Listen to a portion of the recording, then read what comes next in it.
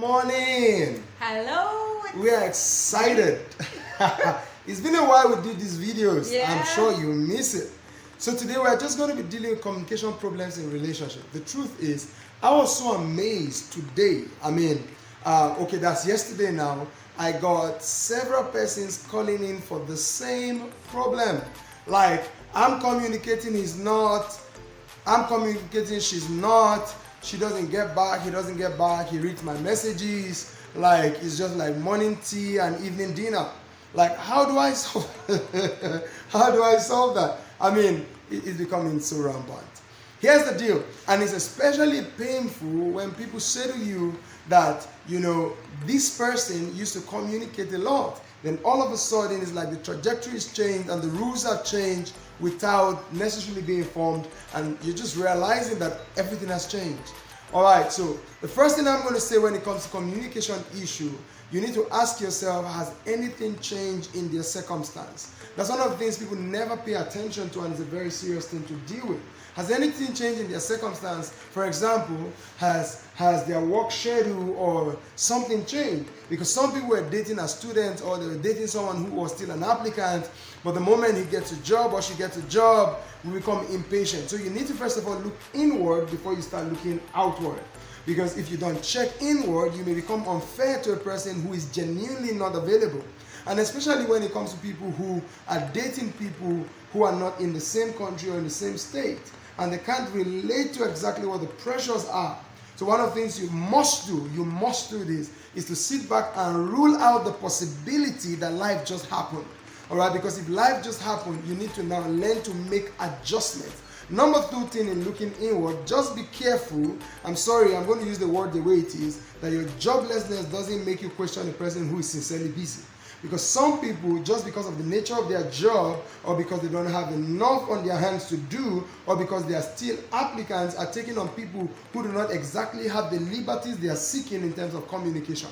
But just so that it's not one-sided, before Julia jumps in on this, you on the other hand, for whom they have thrown a lot of complaint, let me say this to you, no matter how busy or how tight your schedule is, if you truly love a person, you are going to make time. And I'm going to give this example. When I was in the UK doing my master's, we were already married, we had 2 babies.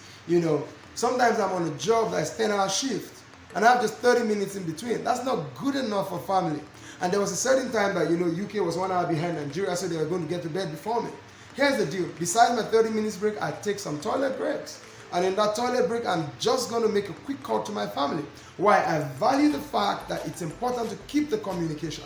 So the party who is complaining needs to look inward and be sure that the factors are not beyond the control of the other party. And if you are the one for whom, they have thrown a lot of complaint, you better ask yourself also, how do I sit up no matter the genuine excuse there may be, for these communication issues? I'm going to let Julia say a few things and I'll come back to just wrap this up. As you were talking, I realized that the lockdown period we recently went through, a lot of people got communicating in amazing ways. Yeah. And you were because we all got jobless. For those who were jobless. Not jobless, like we had more time. Exactly. And a lot of communication went on. You must realize that communication is the bloodline of any relationship. Absolutely. So when you cut off communication flows, what happens is that the relationship begins to wane. The love you begin to feel goes down. Doubt and trust issues begin to come in. So don't stay in a place of over familiarity. Like you as the relationship goes on, you become over familiar, and you just take things for granted. Yes, and this is common even with married people. They leave house in the morning and you just take it for granted that I saw him this morning, we'll see later, and just get busy and. But that's what my wife did. That's what my wife did yesterday. Yeah, let me just report. But did I repent today? No, it was past 8 o'clock. It was past 7 when she realized, oh boy. I see the funny thing. The kids were calling from the children's line. They kept calling, Daddy, where are you? Daddy, what are you doing now? I'm like, you're now disturbing. I'll soon be coming home. But guess what? This woman, you know what happened? It was past 7. She now realized, all is not well. Okay, we spoke in the afternoon, Sha. Yes. But I was the one that called twice. Yes. You see? So. But today I called him like 3 times. Yes. All right, so it's so when you see that you are backsliding in communication, what do? You resume, you kickstart yourself and do more. It's, do more. it's so important to stay in a humble place. Yes. Now, let me quickly say this.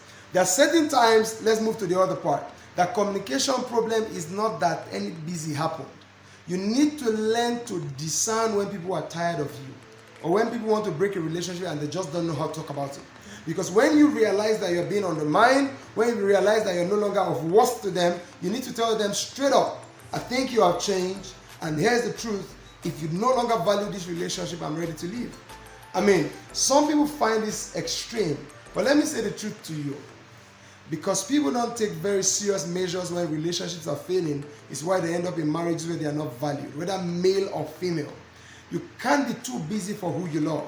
So while I'm applying the understanding, you need to even create the understanding. Because one of the things you must do is to be able to explain why communication has to go lower. And there are some parameters I give. You know, I don't get on a 10-hour shift without properly explaining to my wife the nature of the job. It becomes important to communicate, all right, why you cannot communicate. If you get that, you have gotten it. All right, my phone is running low. Unfortunately, I plugged it last night. I don't know, for whatever reason it's low. I don't have a power bank where I am and my phone is going low. And what do? The moment you get back online, the first person you should be trying to talk to is them. But you know what some people do? You give an excuse that your phone was running low, then 5 hours later, they see you posting status and you have not said hi. That means you don't value them. You're not in relationship with them, properly speaking.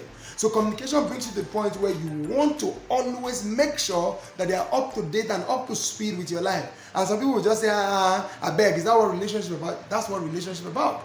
We've been married for 10 years plus, and I tell you the truth.